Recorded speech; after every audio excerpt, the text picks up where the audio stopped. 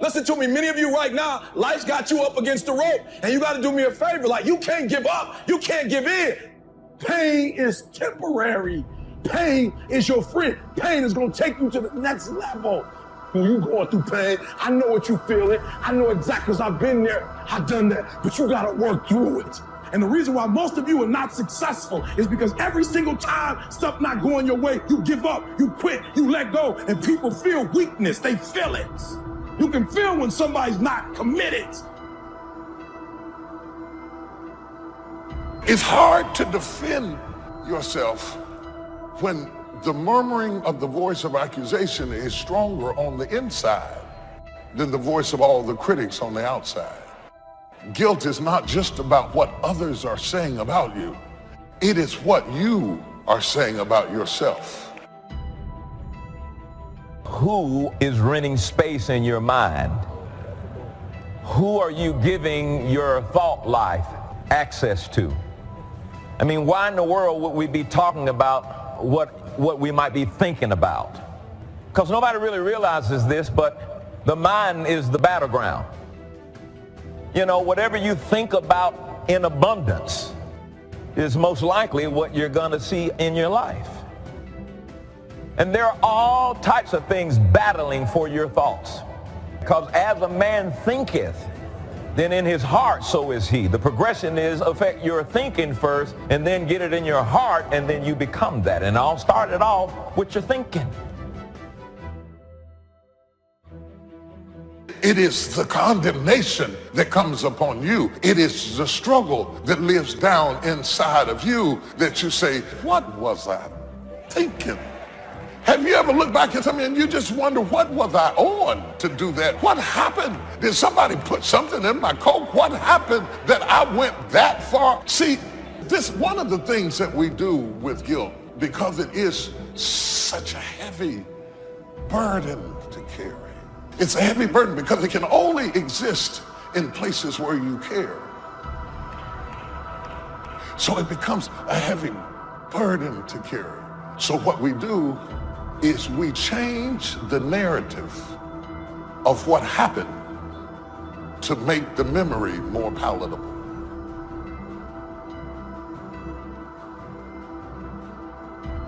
We block out the parts we are ashamed of, and we remember how people responded to us without remembering how we elicited or initiated the response. Selective amnesia. And so this story that we tell ourselves about what happened causes a certain toxicity to the soul that stops us from getting what God would give us, because God will only fall on truth. And you have told yourself a lie so long that you can't be delivered because you can't admit the truth.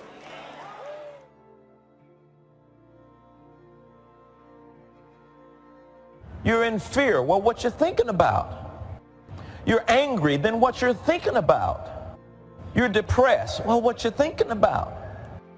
Peace or worry can be a result of what you've been thinking about, what you've been giving your attention to, what you've been considering.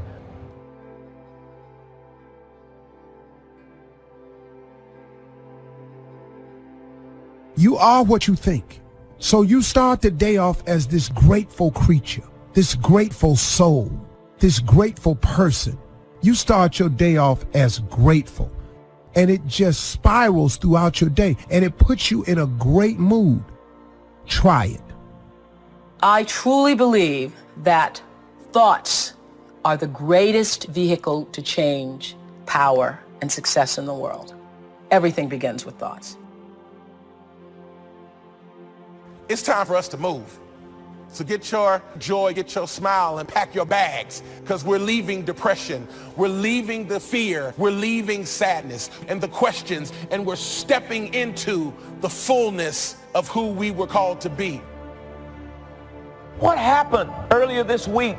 And it only took 15 minutes, but you can't get it out of your thought life, and it's shaping you. It's messing up your access to wisdom and it's hindering your happiness and your joy, and you can't live the life that God wants you to live because you're occupied with the last thing that you've been thinking about, and it's become abundant in your mindset. And your mindset determines really where you're going to go. And you got to be careful, and it's a real thin line between what you're going through emotionally and what's happening spiritually. And sometimes you're thinking something wrong between you and God, and it's just an emotional mindset that's been created by how much attention you've given the thing. You're still making progress, but you might not feel like it because you've given attention to that other thing. You still heal, but you might not feel like it because you've given too much attention to the negative part of it. The one way to coach your mind from depression is with gratitude. Just start writing down everything you have to be grateful for. Whatever it is. Your health, you can walk, you have a car, may not be the one you want. I ate today, I have a place to live, I got a friend that I can call and share my troubles with. And just be real detailed with it. You would be stunned how long you'll be writing. Now let me tell you what happens. Gratitude erases all negativity because there's no room now for negativity. It's not a magic trick. Joy and depression cannot reside in the same space. Those two things cannot exist at the same time.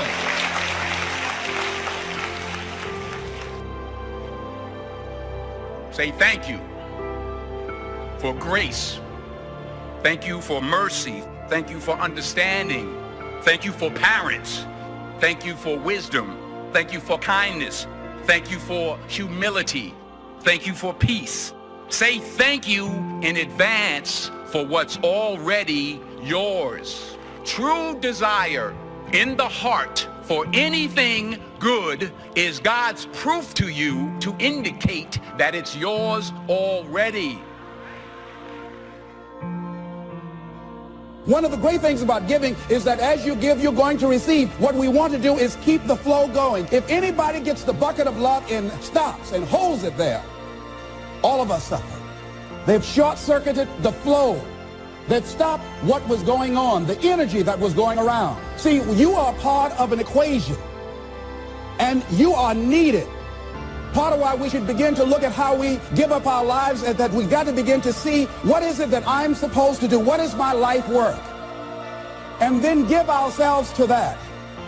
Because as we do that, ladies and gentlemen, I guarantee you, as you begin to take on this new era that we're in, if you decide that I'm going to begin to start living life generously, I'm going to start giving more of myself, I'm going to start putting out more, contributing more to life, here's what's going to happen, ladies and gentlemen. I guarantee you that life will take on a whole new meaning for you. I guarantee you that as you begin to give more of yourself in your work, give more of yourself in your marriage, give more of yourself in your relationships with your families and friends, give more of yourself to your talent, to your vocation, to your job or your business, as you begin to set high standards for giving that which you have been given to share in the universe, I guarantee you that life takes on a whole new dimension.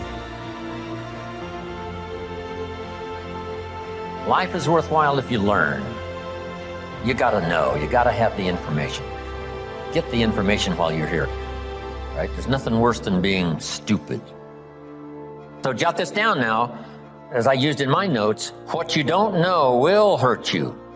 Ignorance is not bliss. Ignorance is tragedy. Ignorance is illness. Ignorance is devastation. Ignorance is going broke. Ignorance creates a poor life. So you gotta know, you gotta have the information. Number one, learn from your personal experience. One way to learn to do it right is first mess it up and do it wrong. That doesn't mean it's the end of your life, but just, clean up the mess, now do it right. From a negative experience, sometimes we learn to do the positive things that saves our life and makes us successful. They say, if you survive your first heart attack, you may now live to be a very old person.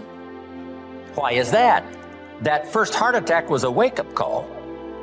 And then maybe the doctor said, another one of these and your history. And you say, wow. And you make it for the health food store. and you start reading every book you can read on health and nutrition, and you start doing the push-ups, and you start jogging on the beach and doing all the stuff. And all of that change now could very well help you to live a long, long life, having been alerted in an alarm system that serves you well. So learn from your negative as well as your positive experiences. Here's the next: learn from other people's experiences. That's how you get smarter in a shorter period of time. Somebody that's been through it for 5 years and they wrote a book, and the book, if you read it, could save you 5 years, cost $30. You can't miss that kind of education. Best to get the information before. Yes, we can recover. Yes, we can come back, from the grave, practically. Yes, we can come back from bankruptcy and disaster and poor health. But wow, if we had the information up front that would save us some of those years of disaster, how much better that would be. So learn from other people's experiences, both negative and positive. If a guy's messed up his life for 40 years, you just have to say, John, would you spend a day with me? And I'll bring my notebook and take good notes. Good-looking guy like you, beautiful family, every reason to do well, and you threw it all away. Teach me for a day how you messed it all up. And you just take good notes so that the same thing doesn't happen to you. So learn from your experience, learn from other people's experiences. If you learn, life is worthwhile. Here's the second if. If you try, you gotta now try something from what you've learned. We've talked about that now earlier. Take action. You never know. My father said you never know until you try. Giving speeches and doing talks. Age 25, I stand up to give my first little training. My mind sat back down.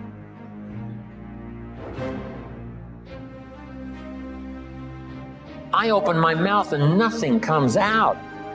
My knees are knocking like this. The sweat is pouring. It's called terror, in case you haven't tried it, right? But I got through it somehow. It was so bad, if I hadn't been doing the class, I'd have gone home, right? It was bad, but I got through it. And then I did it again. I didn't know if I should even try again. But sure enough, I had the kind of mentor and the kind of teacher who said, hey, that's nothing. What if you go up to bat and you strike out? Does that mean it's over? I say, no, it's not over. It's just over for one time up at bat. And then another time and another time. Pretty soon you connect. And pretty soon you get good enough to do well. And then pretty soon you get good enough to win the game. And then pretty soon you get good enough to take home the trophy. So you just keep trying. The third if that makes life worthwhile is if you stay. You got to hang in there. Some people plant in the spring and leave in the summer. When it gets a little hot and a little uncomfortable, and it looks like the weeds are winning, and it looks like the bugs are having a feast, and you have a tendency to say, hey, I've had it with this. But the key is, if you want the harvest in the fall at harvest time, you've got to stay through the summer. Even if the harvest doesn't turn out to be good, you just see it through and then use that experience to do better planting in the spring come the next turnaround of seasons. So stay in there. If you're going to play the game, you got to stay until it's over. What if you were on the team and you guys were behind and you said, hey, we're so far behind, we're out of here. And you all walked off the court, right? We would run you out of town, probably. We wouldn't own you as the home team. Say, I'm behind, so I'm out of here. No, you stay until what? It's over. We're not talking about a lifetime now. We're just talking about this game. If you're in it, stay till it's over. If you sign up for the game, you don't have to go to every game. But the one you sign up, you stay, right? You don't have to do everything every time, but when you start it, see it through. See the seasons through. Then you don't have to plant anymore if you don't want to. But when you do sign up, go the distance. Life is worthwhile if you stay. Hang in there. Next, life is worthwhile if you care. And for my little talk for the service clubs, here's how I wound it up. If you care at all, you'll get some results. If you care enough, you can get extraordinary results. If you just care at all, you get some. But if you really cultivate your caring character and care enough, you can have such extraordinary returns from productivity, activity, things you're doing underway. Have something good to say. Here's the next one. Now we must learn to say it well. Once you've got something, now you can't mumble, right? It's got to be clear, or no matter how good the message is that you've got to deliver, how good the instructions, how good the ideas, no matter how good they are, if you don't deliver them well, now the power is lost and the opportunity is lost. So number one is to have something good to say, and number two is to say it well. Here's what'll help you to say it well. Make this list. Number one, sincerity. If a message is delivered with sincerity, see, that makes all the difference. If the speaker is sincere, if the father is sincere, if the mother is sincere, see, that's captivating for the children. If the friend is sincere, even covering a delicate subject for us of some changes we probably should make, if they're sincere, see, we will give them room, perhaps to get on our case if we know they're sincere, not just trying to criticize for criticizing's sake. If your sincerity, I'm telling you, that wins the day. Here's what can really be accomplished. Hopefully, like this weekend here, someone sincerely willing to speak and someone sincerely willing to listen. Now, in terms of lecture, book, seminar, and all the rest, we must come to this conclusion, because it's a wise conclusion, that sincerity is not a test of truth. In your study and evaluating everything, just make sure you have that in the back of your mind. Sincerity is not a test of truth. We must not make the mistake of saying, he must be right, he's so sincere. See, that might be a mistake. Why is that? Here's why. It's possible to be sincerely wrong. So sincerity is not a test of truth. Here's the only test of truth. Truth. Truth is the only test of truth, not sincerity. We hope someone will be both truthful and sincere, but we don't mistake sincerity for truth. Here's next. Repetition. To get better at something, you just have to go do it. Go do it. Accept every opportunity to go make a little talk if that's going to be your business. Get better at talking to your kids. Come up with more illustrations. Come up with more ideas. Read an extra book. How to communicate with teenagers. So you'll have something a little better to say. And then just practice it. Get good at it. Get better at it. Right? I was clumsy when I started. Now the words flow a little easier. I still struggle with the language, trying to make it clear, but it's easier now. Repetition has helped me to do that. Here's what's next. In good communication, saying it well, brevity. Right? Don't take too long to say it if you can say it in shorter sentences and shorter time. One way to learn brevity is to talk to kids. You talk to kids for 30 seconds and they say, how long is this gonna take? It's already too long, right? 30 seconds. I mean, they got games to play and things to do. They can't hang around for, an hour's discourse. So talk to kids. It helps you to make it more brief. The storyteller tells us Jesus wandered around the countryside in putting his 12 together. And as he wandered around the countryside, every once in a while he would say, you follow me. See, that's short. Why could he be so brief and so short with that simple appeal? Jot this down now. Probably for who he was, not just for what he said, but for who he was. There was something about him when he said, you follow me. See, probably his reputation, probably his manner, probably with how he said it, irresistible. So here's what's powerful, and you can talk less and even be more effective in this personal development area. The stronger you become and the wiser you become, the more caring you become, it shows in your language and your manner. The texture of your communication changes and reaches where it couldn't reach before. It strikes the heart where it didn't strike before. That's the key here. Next, style. Now you've got to develop your own style. You can be a student of style. There's about a dozen people that I know over the years that if you knew those dozen, you'd say, hey, a little bit of each of them appears in Jim Rohn's style, which is probably true. Not copying any one person, but I like the way the person said it this way. I like the person's gestures, because I used to be a little too stiff. without, gestures. So make this note, it's not just what you say, it's how you say it. Style, sincerity, the way you present it, heart, soul, from deep inside, commitment, dedication, wrapped up in your language so that now when you present it, hey, it becomes incredibly effective. Next is vocabulary. The better your vocabulary, the better you can share ideas that are meaningful, find words now to use that you couldn't use before. If you were very limited in your ability to comprehend because you had such a small vocabulary, that no matter what someone said, it would still be confusing. No matter what they said, it still might not make sense. They said it clear, but you couldn't see it. And sometimes that's because the vocabulary is so limited that it doesn't have the ability to register the scene on the screen of your consciousness. What if you could only see the world through this little tiny hole? You would be inclined to say, the world is like this. And all of us would say, no, the world is like this. This person would say, no, it's like this. How come they keep insisting the world is like this? Because that's all they can see. They're limited in the scope of their ability to widen their perception about life and what's going on and what's happening simply because they don't have the vocabulary to understand. So they started working on vocabulary, and immediately behavior started to change. Being able to see, being able to comprehend. Oh, now I see. Oh, now I understand the reason why. And as your education increases, that should be one of the major purposes for education, is to help you see things you couldn't see before. Comprehend what you couldn't comprehend before. See a future you couldn't see before.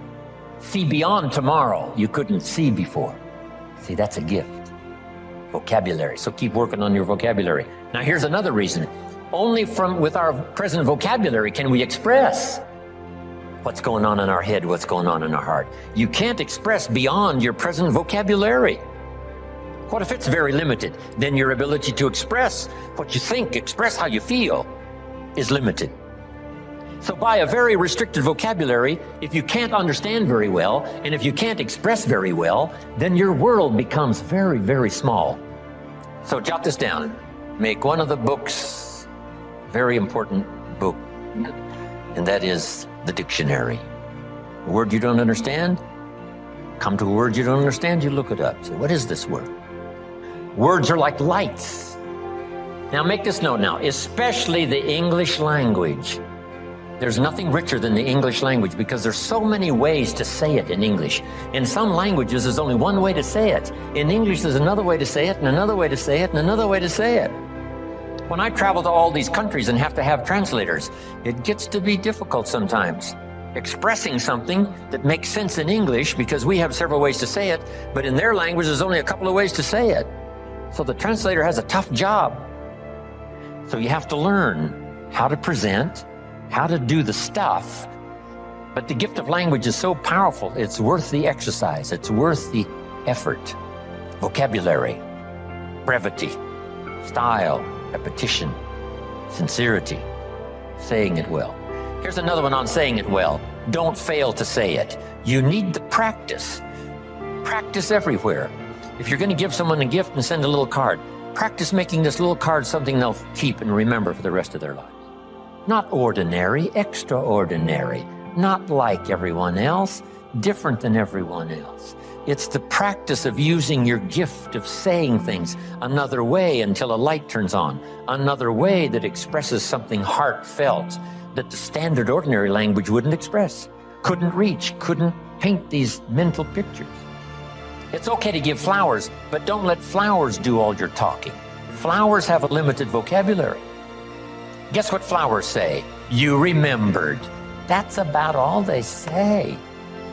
Flowers don't say, nobody in this world affects me like you do. Love. See, flowers talk, but they don't say that. That you got to put in the little card. Nobody in this world affects me like you do. Love, and then you sign it. And see, long after the flowers are gone, somebody's going to keep the words. The words are more powerful than the flowers. So don't let flowers do all your talking. See if you can't choose the words that are meaningful. words that are unique. And the more you do this, practicing every little occasion to say something well, whether it's a little talk to the family gathering, or whether it's training, or whether it's inspiring, or a little class on Sunday morning, whatever it is, keep improving, find a new way to say it, a new illustration, a new story. You'll get better. The gift will belong to you, and the effect could be electrifying. Don't fail to say it. Here's an expression we've heard. Words are no substitute for action. That's true. Let me give you another one. Action is no substitute for words. It's okay to do, but you've also got to say. Express it, as clumsy as it might be to start. Start a better program of better communication, saying it better. Here's the next one now that's really challenging, but it really works, and that is read your audience. Whether it's an audience of a child or an audience of a training class, or whether you're a minister and you preach, here's what you've got to do. Say something well, but then read the effect you're having. If you're talking to a child, should you really pour it on, or should you hesitate? Should you save this for another time, or do it now? Some of that you've got to pick up by reading the child. Read what's happening to your audience of 1 or 1,000. This is a challenge, but it'll help you in framing better the words you need to say and the style you need to use. Now, in reading, there's 3 things. Jot these down. 3 things in reading your audience. First, you read what you see. Salespeople soon learn. If the customer's got his arms folded and his chin tucked down and he's frowning, this one ain't gonna be easy. Right, this one's gonna take all my skill to get his arms unfolded, make him a little more comfortable, get that frown off of his face. What can I do? I got to reach in my bag for some good stuff, right? To see if I can't sort of change the situation. And what causes us now to do those amendments in our presentation? It's reading someone's body language, right? What's happening? Here's the next one. You've got to read what you hear. If it's a two-way conversation, you got to listen as well as talk. Mama said 2 ears, 1 mouth. Listen twice as much as you talk, at least, maybe more. Listen so that you can now know how to proceed, especially if you're talking to a child. You listen so that you know how to proceed. And by listening, you pick that up. Here's the next one. You got to pick up the emotional signals, how you feel, whether you're coming on too strong, whether you should be stronger or easier this time. That's an art in reading. First, what you see. Second, what you hear. Third, read how you feel. Now, this is where women really have it made, being able to feel, sense. And they pick it up. Men can learn better on how to pick up these emotional signals, but women seem to have it. Because there's no use going on and on. If the signal should have told you, wow, this is not the time. This is too strong. Picking up not only what you see and what you hear, but what you feel. Now, here's the last one. To achieve good communication, something good to say, saying it well, reading your audience. Here's the last one. Intensity. Intensity is the emotional part of communication. Communication is both words and emotion. Here's what's really powerful. Words loaded with emotion. See, that's what's unbelievably powerful. It can move nations. It can help people change directions. It can establish an ideology, for good or for bad. Look at Hitler and his ability to preach. Look at Stalin and his ability to preach. Lenin, as wrong as they were, they believed it with all of their heart. Disastrous results, but they put everything they had into it. The emotional content was unbelievable, powerful. Yes, in an evil direction, but it can also be used for a good direction. This intensity, strength, power, emotion. Now here's the craft. And conversation is a craft. Don't get lazy in learning this craft, because it'll serve you so well at home. It'll serve you so well in the marketplace. It'll serve you so well in your career and making your fortune. This craft of communication. Here's the combination. Well-chosen words mixed with measured emotion. Not only do the words have to be well chosen, the emotion has to be well measured.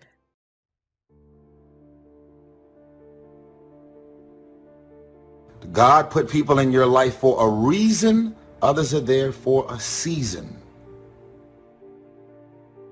And it's very important that you recognize when people's seasons are over. Is the season over? Or have you decided, because you're desperate, you've decided to drag these random people into the new season of your life? Because you just need validation. You need all of this shit and people and things around you. So if there's any area in your life that you need to clean up, start working on it. Get the clutter out. Start letting some of this junk go to make some room for something else. Do that with people. There's some people who's cluttering up your life. They serve no purpose whatsoever. They're just holding and occupying the space that somebody useful could be holding that space. You don't even have time to look to see what else is out there because you all have all of these people surrounding you that's not enabling you to grow. You have spent your entire life trying to gain the approval of other people. Everything you do is determined to get other people's acceptance and approval. You talk the way you do in order to get other people's acceptance and approval. You dress the way you do in order to get other people's approval. You do certain things in life, some things you wouldn't even want to do, but you do them because you want the approval of other people. And you've been trying to gain approval your entire life, and you're never going to get it. The more you love yourself, the more you believe in yourself, the more you focus on your own intention, the less you have concern with getting that acknowledgement and recognition from other people. The words out of their mouth are about you, but what they're really thinking about is them. The more you begin to understand this, you really stop spending so much energy on worrying about what other people think about you. In other words, your own acknowledgement, your own character, your own belief in yourself supersedes what anyone else could ever say about you. Success is a very basic process. It doesn't have any mysteries, it doesn't fall out of the sky, nor does it fall into the realm of the miraculous. Success is a natural result that comes from the consistent operation of the practical fundamentals. To be successful, you don't have to do extraordinary things. Just do ordinary things extraordinarily well. I don't need the approval of other people, and it sets you free. I don't need other people's approval to be happy. I have an opportunity, I have a choice to decide who and what and where I want to go. What do I want to experience in my day? Because you're calling me doesn't mean I'm going to call you back. Because you're inviting me doesn't mean I want to show up. Because we're family, because we're friends, because we grew up together doesn't mean that I want to be a part of any and everything that you want me to be a part of. Why? Because my experience with you hasn't necessarily made me feel good about my life or my experience at the end of every night. If your life is not reaching an expected end, do you have the courage to test your systems? Is it the way you speak, the way you understand, or the way you think that is stopping you from becoming what God would have you be? Why would you walk in the opposite direction of your dreams? The man wishes for happiness and thinks the thoughts and commits the acts that take him to certain despair. Failing in life is failing to think today. Failing to care, to climb, to learn, to keep trying day by day. What have you got to lose? Only the despair and fear and guilt of the past. So start the new process. You can begin a new habit no matter how small it is. Whether or not you start and whether or not you continue are all that is important. Recognize that the start of the better life, the happy life, is today. Start the new journey today. Get some momentum going on your new commitment to the better life. Do you love yourself enough? For a lot of people out there, that's what holds them back in life. So whatever your goal is, you're going to come to a time when you're going to have to stop counting on other people to help you.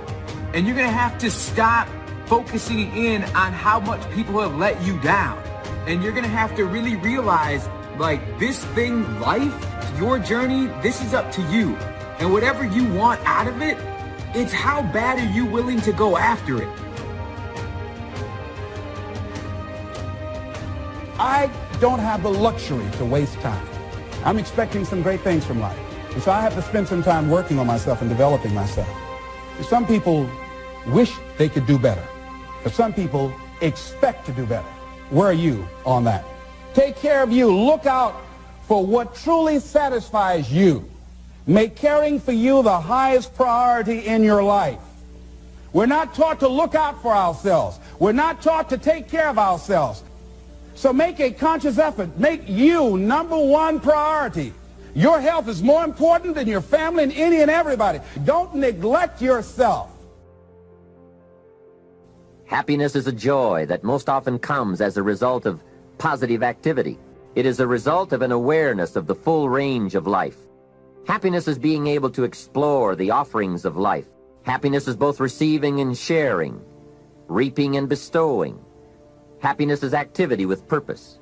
Happiness is freedom from the negative children of fear, such as worry, anger, low self-esteem, envy, greed, and so on. Happiness is contentment with the tasks of your life. It's love in practice. Happiness is both a grasp of the obvious as well as an awe of the mysterious. The fact of the matter is, not everybody who is giving you feedback is necessarily a hater or necessarily antagonistic to you. See, sometimes they're just giving you feedback. Sometimes they're just concerned. You need to learn to distinguish between criticism, concern, and feedback. And they are three completely different things. Take full responsibility for everything you do. Be responsible to yourself. It's your crop. Whatever your paycheck is, take full responsibility. You say, well, it's my employer. No, it's not your employer. You can become twice as valuable, 3 times as valuable. Burn the midnight oil, learn some more skills, bring more value to the marketplace. I'm telling you, whatever your harvest is, take it without complaint. Take it without blaming others. Self-preparation leads to control over your life. We discussed this in the last session. Whenever you prepare correctly, taking all of the steps you're supposed to take, doing everything in your power to stay on track, whenever your preparations lead to success, achieving your goals, you reinforce the disciplines that got you there. Success leads to reinforcement of the proper disciplines. If what you're doing is working, keep doing it.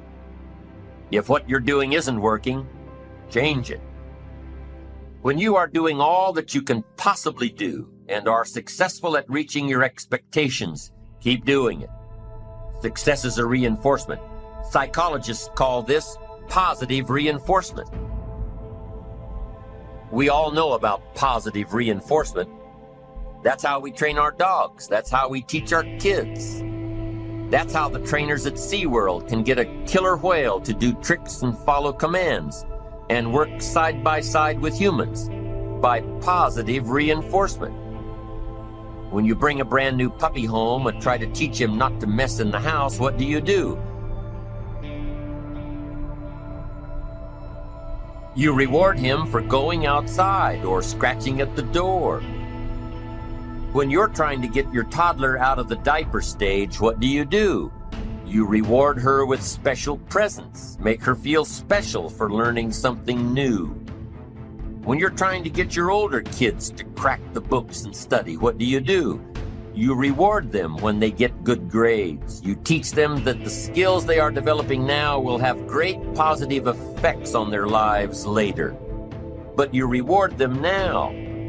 This is positive reinforcement. Learning that there are rewards for doing something good, something worthwhile, something of value.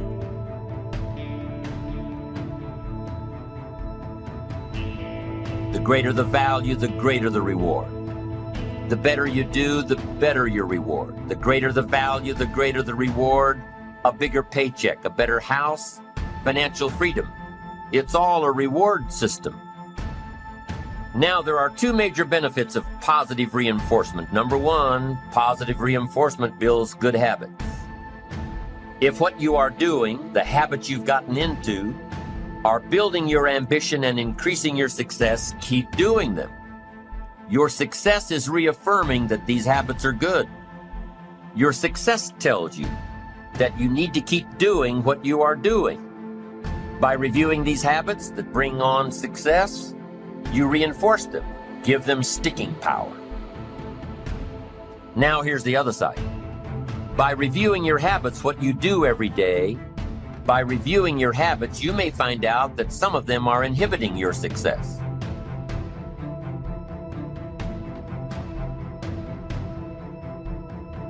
You may find out that what you're doing every day is bad for you. Or you may realize that you've gotten out of some very good habits. Somebody says, well, I've just gotten out of the habit of taking my daily walk around the block. Well, I guess you'll just have to get in the habit of being sick down the road. Somebody says, well, I used to read the books all the time. I've just gotten out of the habit. Then change it. Go back into your disciplines. If you've just gotten out of the habit, just get back into the habit. It's called discipline. If it doesn't work, don't do it any longer. You can keep your fingers crossed if you want to and hope that it'll all straighten out. You can wish for the wind not to blow quite as severely, to change in your favor, but we call that naive at best. If the habits that you've gotten into aren't serving you, change them. You can't keep doing this any longer. Don't wish for a better wind. The key is to wish for the wisdom to set a better sail. Utilize whatever wind that blows to take you where you want to go. That is the philosophy I picked up at age 25, and it revolutionized my whole life. And here's what I found. I found it was easy. I became a millionaire when I was 31, and I found it was easy. Now here's my definition of easy. It was something I could do. I figure if it's something you can do, it's easy. But here's a little parenthesis. I worked hard at it. I made sure my disciplines were in line. I made sure my habits were good. I made sure I did all that I could. I found something that I could do, but I worked hard at it. I got up early, stayed up late, and worked hard from age 25 to 31. But what I did was easy, meaning it was something I could do. Well, you say, Mr. Rohn, if it was so easy, how come during those 6 years, all those other people around you didn't get rich? Here's why. It's easy not to. How else would you describe it? That's it. It's easy to keep doing the things that don't work. It's easy to keep bad habits. It's easy not to develop the disciplines. It's easy not to. So how come I got rich and they didn't? Here's a philosophical phrase. The things that are easy to do are also easy not to do. That's the difference between success and failure, between daydreams and ambitions. Here's the key formula for success. A few disciplines practiced every day. And those disciplines have to be well thought out. What should you spend your time doing? Don't waste your time on things that aren't going to matter. But a few simple disciplines can change your whole economic future. Future with your family, future with your business, future with your enterprise, your sales career, your management career. A few simple disciplines. A few simple habits. Good habits. Repeated every day. Now here's the formula for failure. Errors in judgment, repeated every day. All you've got to do is to have a few errors in your judgment and repeat them every day. I'm telling you, they'll spin out of control in 10 years. You'll end up driving what you don't want to drive, wearing what you don't want to wear, living where you don't want to live, earning what you don't want to earn.